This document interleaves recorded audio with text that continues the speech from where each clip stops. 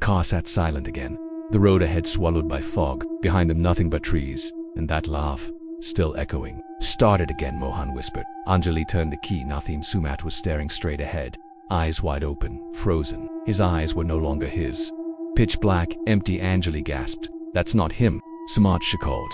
He didn't blink. Mohan turned to him and gently touched his shoulder. Sumat slowly turned his head, but it wasn't his smile, it was something else. And then his voice, but layered with another raspy older cola. "One of you must stay." Sumat smiled. They tumbled out of the car and sprinted into the woods, branches slashing their faces, breath heaving. Behind them, footsteps soft, but too fast. They kept running until the trees cleared. "It's waiting." Sumit's voice changed again. "Only one of you can leave." The door slammed shut. She turned to Mohan, her face pale in the morning light. I don't feel so good," she admitted, her voice shaky. They were in this together. Whatever awaited them, they would face it as one. As the first rays of sunlight peeked through the trees, they found themselves back at the clearing. Every step they took seemed to echo the pounding of their hearts. The silence of the woods was deafening.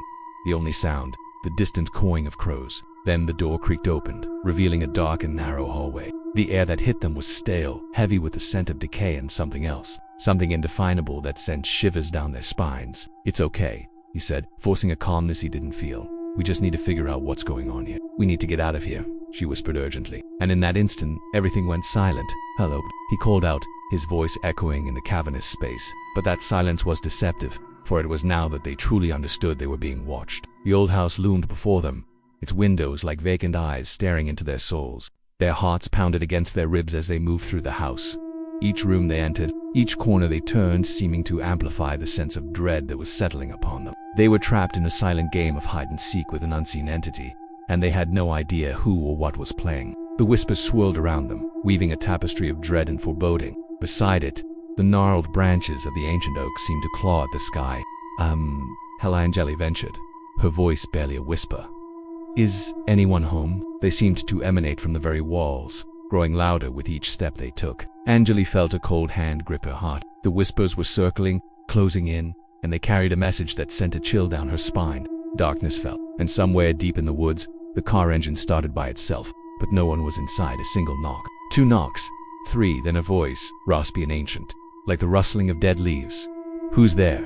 And they were back, at the same old house. Again, the air thickened, hard to breathe. Suddenly, Sumit's head snapped back, his mouth opened wide, too wide. A scream burst out, but it wasn't his voice anymore. It was hundreds of voices, all at once, now wide open. Inside, a dim lantern glowed. A whisper floated out. "You left one behind." And then they saw him, Sumat, standing in the doorway, smiling, but something stood behind him. Blacket's hand on his shoulder. The doors locked on their own. Windows fogged up. Anjali screamed.